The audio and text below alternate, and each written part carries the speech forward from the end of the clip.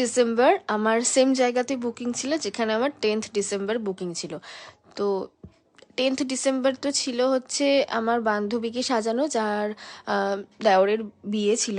আর আজকে ছিল আমার এই বান্ধবীরই স্বাদ।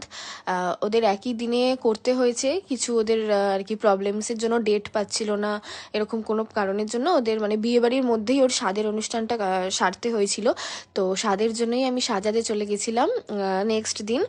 ভেবেছিলাম থেকে যাব ওখানে, কিন্তু আমার সাথে যেহেতু একজন গেছিল, তাকে নিয়ে আমার আবার বাড়ি ফিরতে হয়েছে বলে আমি থেকে যেতে পারিনি। আর তারপরের দিন আমি অন্য একজনকে নিয়ে গেছিলাম, আমরা অন্য একজন স্টুডেন্টকে। এখানে খুবই তাড়াহুড়ার মধ্যে ওকে সাজাতে হয়েছে। সাজানো জাস্ট আমার আই মেকআপ কমপ্লিট হয়েছে, তারপর থেকেই আমাদের দরজায় নক করা শুরু হয়ে গেছে যে হয়ে গেছে কিনা। তো সেই কারণে ওর আমি মানে বিফোর আফটার লুকও ঠিক করে নিতে পারিনি। ওর মেকআপ কমপ্লিট হয়ে যাওয়ার পরেও ওর আমি সেভাবে কোনো ফটোজও নিতে পারিনি, কোনো ভিডিওও নিতে পারিনি, কিছুই করতে পারিনি। জাস্ট যেটুখানি ও অনুষ্ঠানে যখন বসেছিল তখনই আমি ওই ক্লিপগুলো নিচ্ছিলাম। ঠিক করে হেয়ার স্টাইল করতে পারিনি, কারণ খুবই তাড়া দিচ্ছিল। তো ওই 5 মিনিটের মধ্যে যেভাবে হোক একটা করে দিতে পেরেছি আর কি, যেভাবে হোক।